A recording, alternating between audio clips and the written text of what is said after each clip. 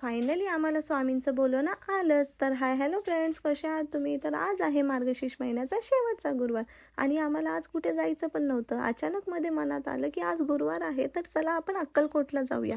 आणि आम्ही पंढरपूरमध्ये असल्यामुळे ना आम्हाला तिथून ना डायरेक्ट स्वामींच्या मंदिराजवळ बस होती. मग म्हटलं चला आपण निघूया पटकन.